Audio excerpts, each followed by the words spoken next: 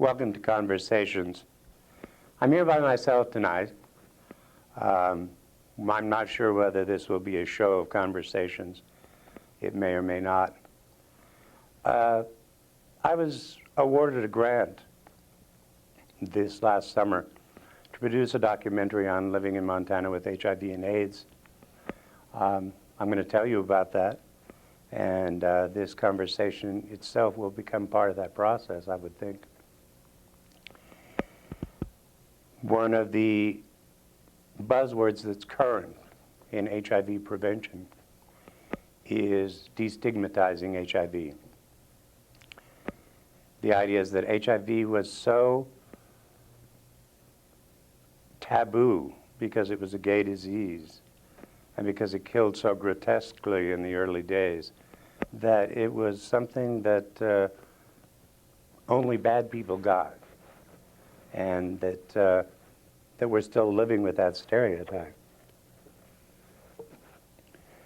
And so that the more one can get people to talk about it, to be open about it, to be honest about it, then HIV can be prevented. The idea being that if you're totally cool about it and you have to negotiate sex with a partner, well, then you won't be holding back. There's another reason for it, I think, and that is for the person who is HIV positive. I found that hiding it was one of the darkest things in my life. I couldn't quite imagine anything so hideous, but I did it. So I want to talk about HIV and AIDS here for the next half hour or so. I was a fairly normal gay person from Montana. Went to school here, went to the University of Chicago, went to North Dakota to teach school for a year. But I was drawn to the big city gay life because that was where it was happening. There seemed to be a real outwelling of acceptance of gay people in the larger cities. And if you were at all gay, you became aware of that, and you went to either New York or San Francisco. Some other cities, of course, but those were the two main poles of it. Why this happened, I don't know, but I'm going to throw out a theory, and that is that the liberalism of the 60s towards things religious and sexual and a lot of the taboos that American society had, they were falling apart in the 60s. And it's almost as if there were negotiated compromises worked out. I don't think anyone met and said, this is what we will abide with and what we won't. But it seemed to me as if acceptance of straight people having wild and crazy sex in any way they wanted, a la Hugh Hefner and Playboy and Penthouse, that was too big a tide to be stemmed, and the powers that be sort of gave up on that. But they drew the line at homosexuality and its freedom, and they drew the line also at drugs, and the consequences of that we're still living with. In other words, go out, have fun, frolic as you will, but officially society will not accept these few things. But it accepted them to a degree enough that a lot of people came out of the closet, as we say, and they went to the big cities. I had a friend ask me a year or so ago, well, how can sex be political? He was 21, I think, when he asked the question. Sex was very political in those days. Sex was a political statement. The society and the laws in every state were anti-gay. And so that was what defined you as a criminal. And so to assert that you were proud of what you were, you committed repeatedly the act that defined you. That doesn't make much sense, and it may have just been an excuse for having a lot of sex in my 20s, but who knows?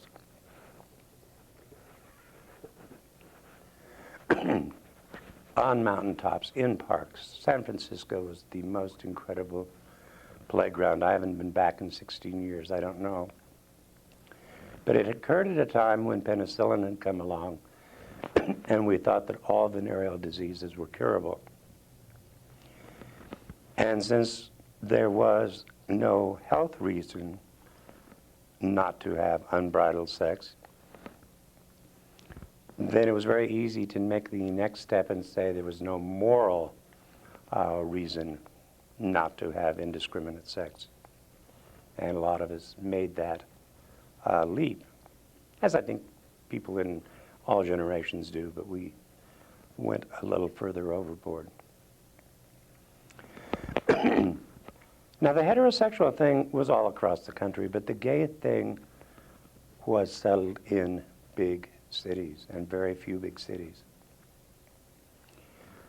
I went to San Francisco in '70, I believe, and I saw the first inklings of what became the bathhouses. I believe they were in New York before that. I'm sure they were. And I'm sure that in any form, in some form, there have always been bathhouses where men can go and get the steam, and always on the sly there are, you know, men who probably want to meet other men there. But the bathhouses became incredible. They, with the new technology of video cameras and music and lighting and smoke machines and interior design, they became a fantasy land to go and play. And a lot of people did play. Because of feeling that we had been liberated, we didn't know what to do quite after we were liberated, except doing again and again the act which constituted our liberation. And this has problems, because when you have that many people having sex that often in those kinds of confined spaces over and over again, if someone meets someone with a disease, it is spread, and it is spread quickly. I remember in those days we'd have parties where we'd go down and, well, they'd call you from the clinic and say you'd been exposed to gonorrhea or syphilis or one of the other diseases, and you'd call all the people you could think of, and it'd be like a party, and you'd go down. No moral stigma. You were just doing your civic duty, and nothing was thought of it.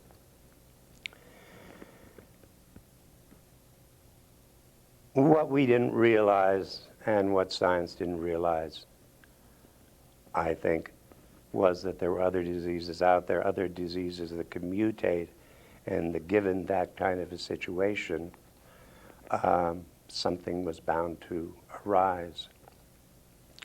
And arise it did. I was unaware of it.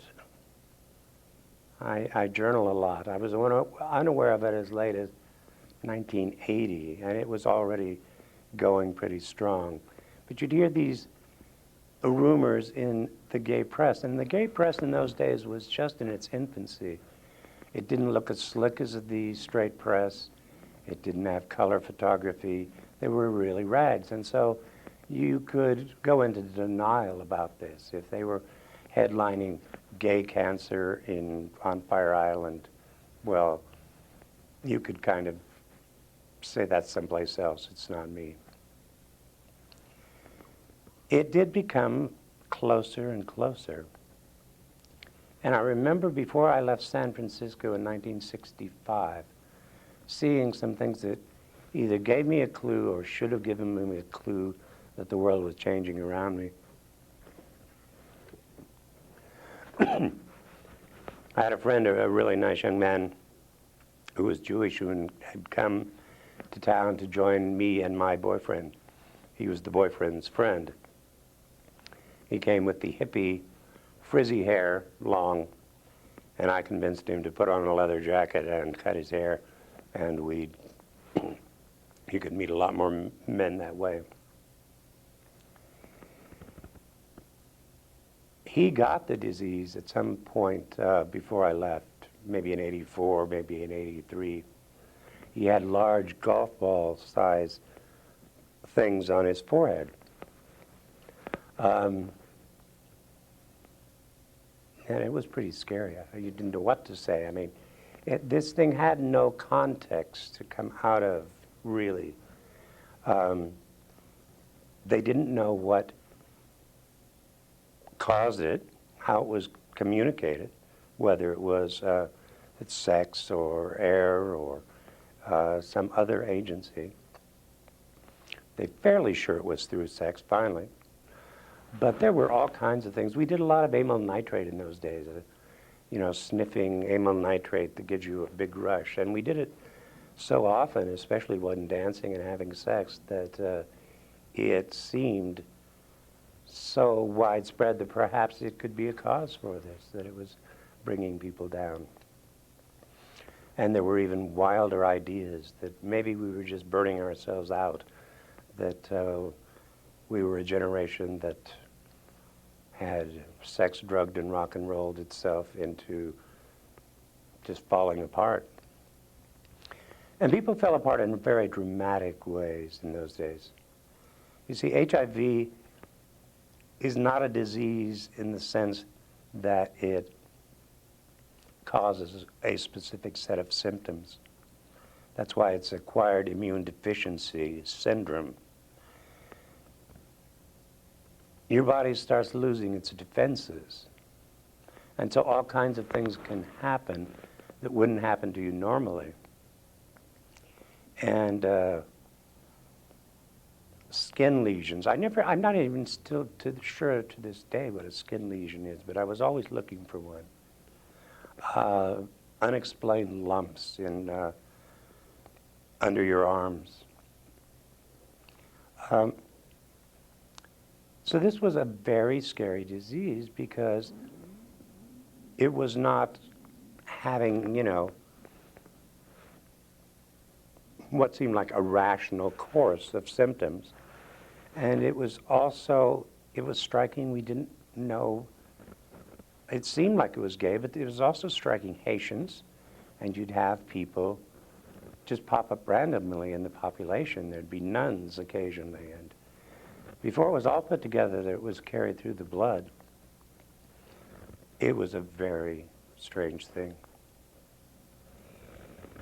It was also strange that because it became known sort of as a gay disease all across the country, then people in small towns who got it, who were hemophiliacs, little boys, little girls, were shunned. Their houses were burned. They weren't allowed to go into swimming pools. There was some pretty nasty stuff going around. So if you suspected you had it, you want to be very careful you didn't say that to anyone. There was also the thing that before it got into its swing, where personalities came out and started saying it's just a disease, people like Liz Taylor, everybody wanted to turn the other way. You didn't want to think that your nice cousin Albert, who lived in Seattle, might be getting this disease. And so he denied it, you denied it, you didn't ask the questions. Rock Hudson was a milestone death. It was for the gay movement as well. I mean, here's this, the most macho, hunky man on the screen. And turns out he was gay, and turns out he died of this disease. And somewhat publicly, you'd see him on Dinah Shore, and he'd look just terrible. I came up here in 1985, as I say. I felt I'd burned myself out. I almost feel that there was a sense of the disease having a course that the gay movement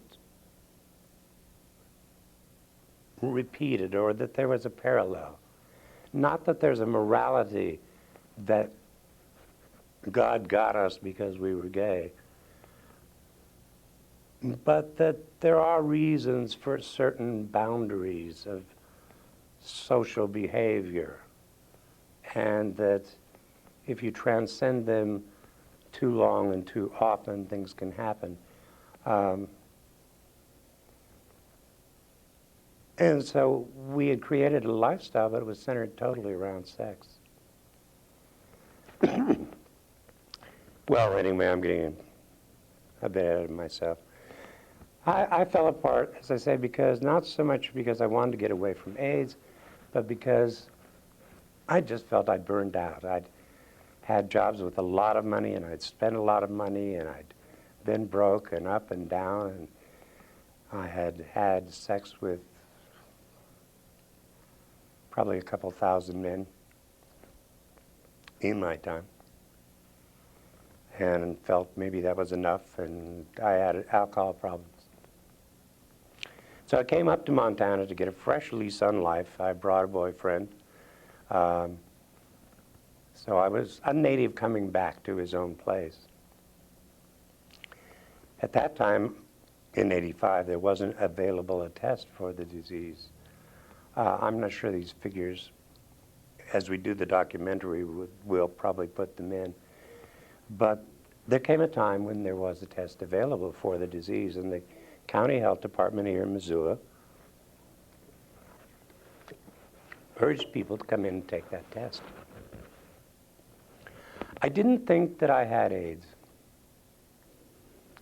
But I liked the idea that I'd left California behind me, shaken its dust from my heels, was a new person, and if I could reassure myself that I had left pure, so to speak, then I could really start a new life here.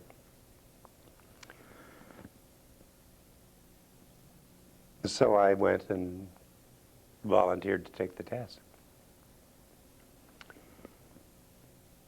I started getting scared for some reason the day of the test. I started drinking beers, and I was fairly sloshed by the time I got there, and there was a very nice young black man who counseled me and said, yes, you have HIV.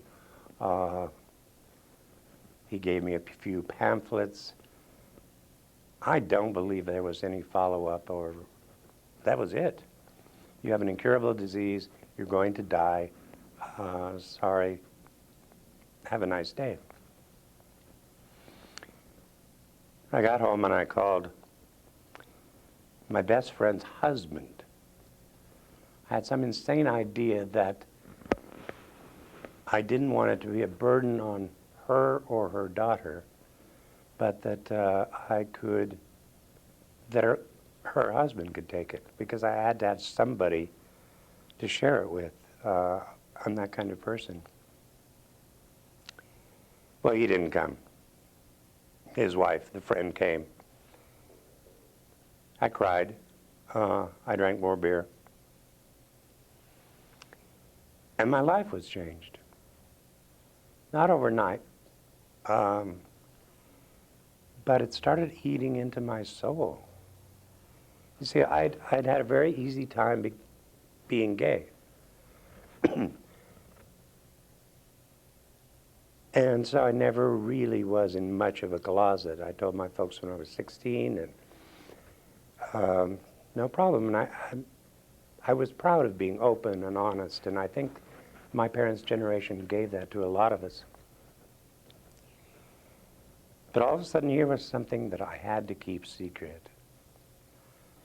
Not the kind of secret of Bill's doing something with Mary, or no, this was something that was deep and profound, and that you could lose your job over.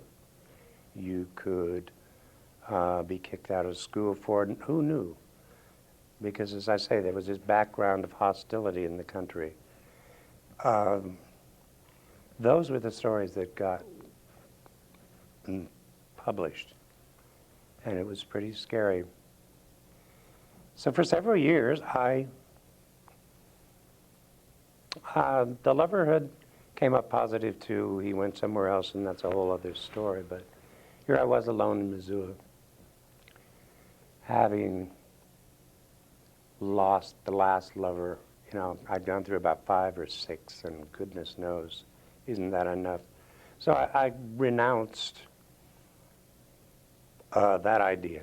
I started living in places that were so small that only one person could live in them, thinking I was safe. I checked with all the people that I'd had sex with since I came back. I think there were 3, just to make sure I had not passed it on to them.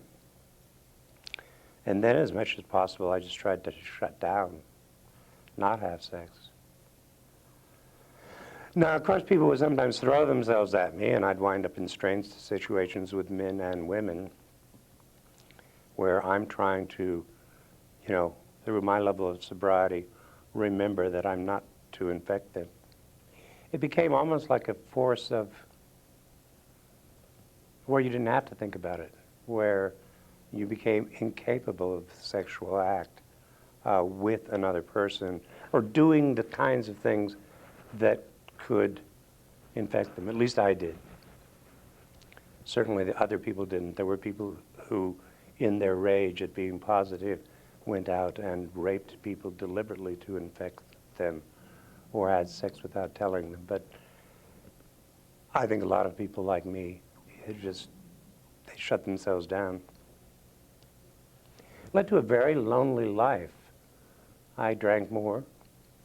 The loneliness and fear, and the idea of keeping a secret. I am convinced that the world would be a far better place if everybody could talk about who they are inside. I've worked this out even for serial killers. You know, if a serial killer early enough in his life says, you know, I get a kick out of torturing dogs, is that right? And maybe help was found for him before he goes on to people or something.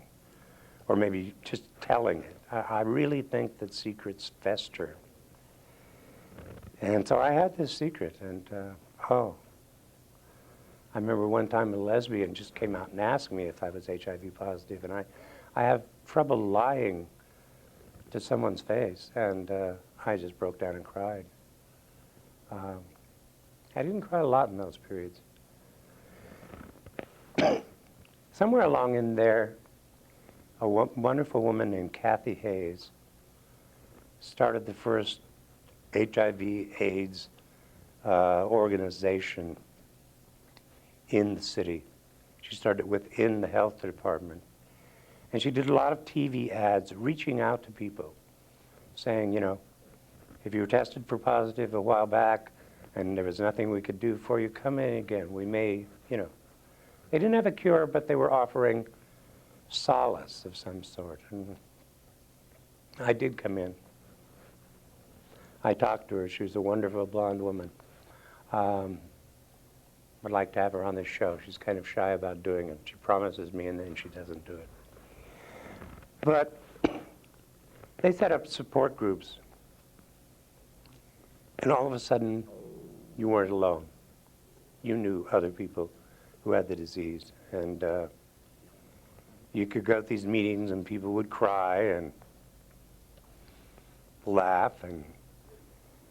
And it gave you a little more self-respect, knowing that you weren't alone. Also, for gay people, there were women there with kids who had picked it up through IV drug transmission. Or maybe they had become positive because their husband had picked it up and had passed it on to them. And so it was brought home to you that it really was just a disease. Then the first treatment came out, which was AZT, first government-approved treatment. I resisted for quite some time because there were horror stories of its overuse. It was being prescribed in phenomenally high dosages. And it was doing strange things to people. I think it may have killed some of them. I don't remember.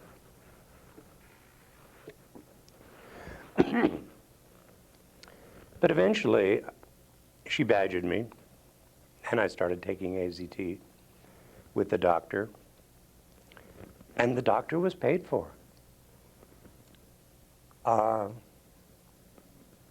government had finally, by the time I went to a doctor, decided that people needed to be treated whether they could afford it or not. So I had my doctor paid and my drugs paid, which made me feel guilty as all hell.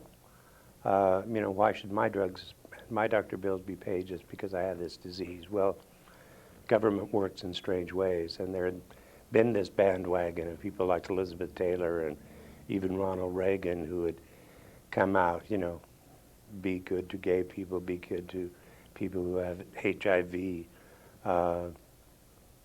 Tremendous amounts of money were raised privately and publicly.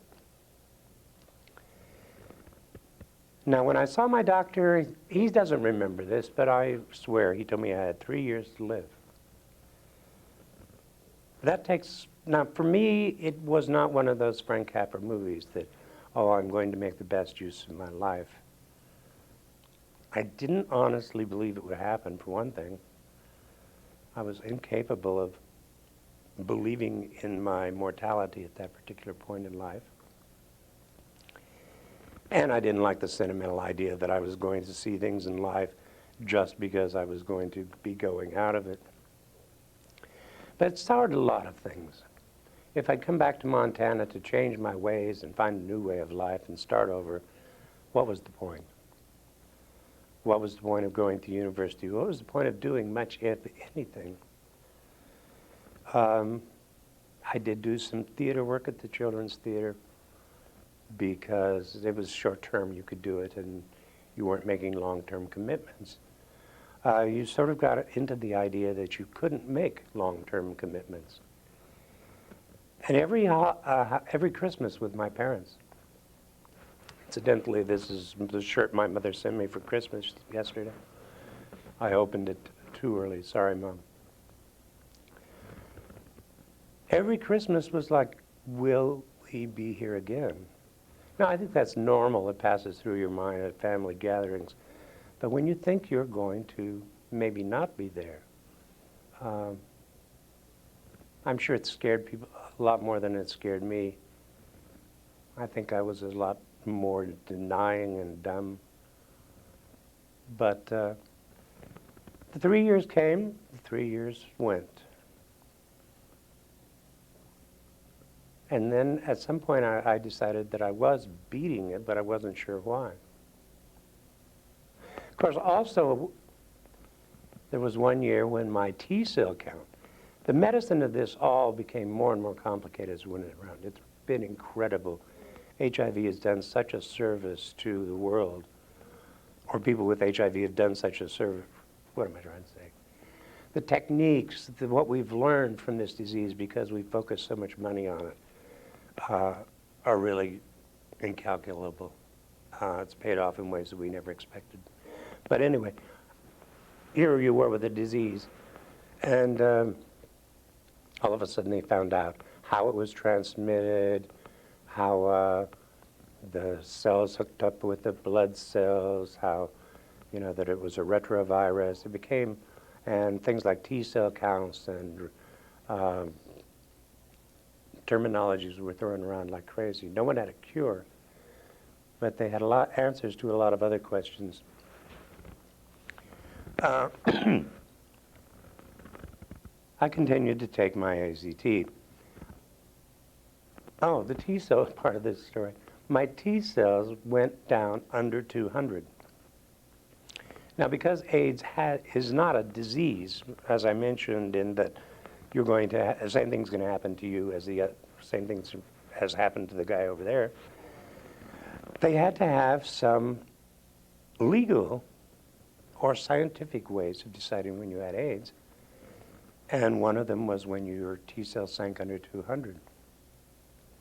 Some people sank under 200s and they were quite healthy for years and years and years.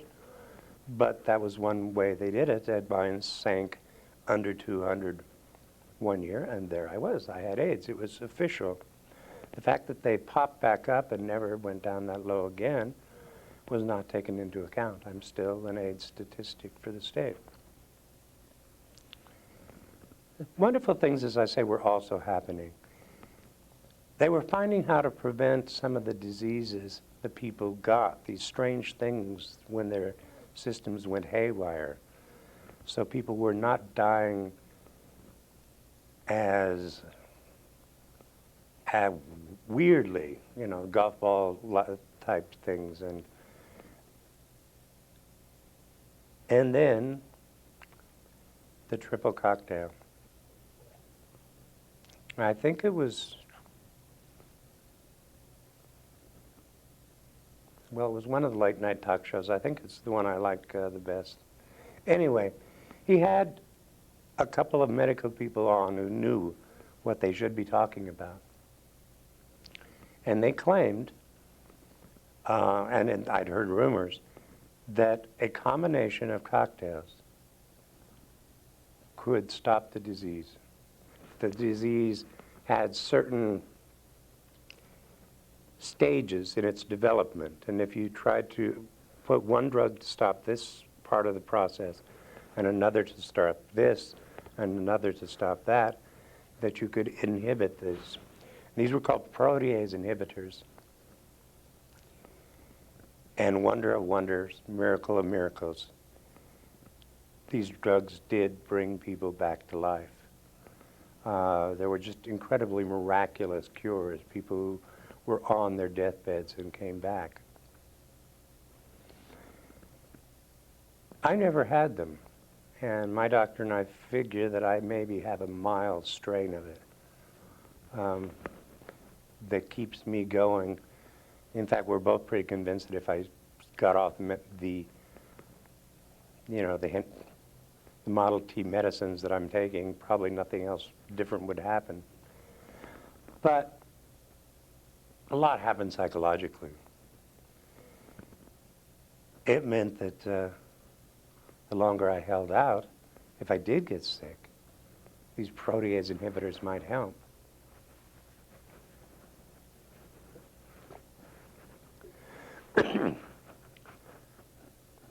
In 96, I was talking with one of the county people. And I said, you know, I've never had any physical problems with it. For me, it's all the psychological of, you know, fear. And he said, oh, well, I think we can get coverage for a therapist. And I said, oh, really? Why didn't no one ever tell me? I was a little bit shy about therapists. But I worked with a guy named Nandi Lau here in town who happened to be running the support group at that time. And he did some incredible work. He did some incredible work with me and with other people of getting us to realize that what we had was a disease. Unfortunate, but other people get diseases. And to look at some of the reasons of our fears, and by helping other people deal with their fears, to sort of lose some of this stigma, to lead more open lives. The Missoula AIDS Council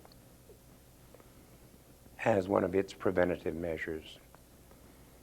At that time, the buzzword was building gay community.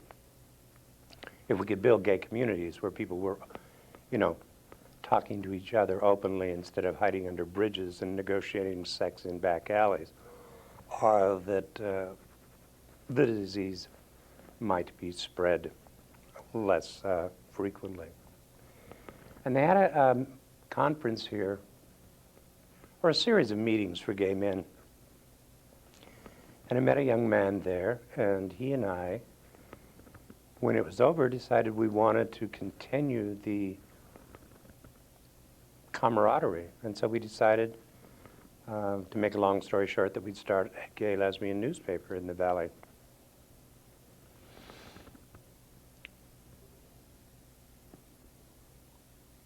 Why that's important, I guess, is because in spite of what people tell you, HIV is a gay disease to a large extent. And so if you're going to start a gay lesbian newspaper, you're going to have to decide how you're going to deal with AIDS. And on my rising acceptance of the disease, I decided that we were going to be totally open, that I had it. The young kid didn't. And that we're going to do stories on AIDS. Oh, I should go back. There was a part of all of this coming out process. My friend Terry Sear called me, and he said, we got a reporter down at the Missoulian who for AIDS Day, they've now got an AIDS Day, would interview us and put our pictures in the paper. I told him, no, of course not.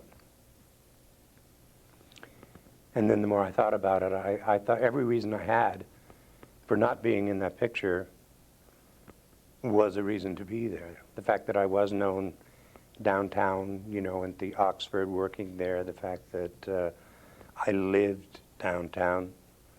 None of the other ones, you know, were really in the downtown area. So I called him back and I said I would, and I think it was 4 of us were there, faces forward, standing in the snow, telling the world that we were HIV positive.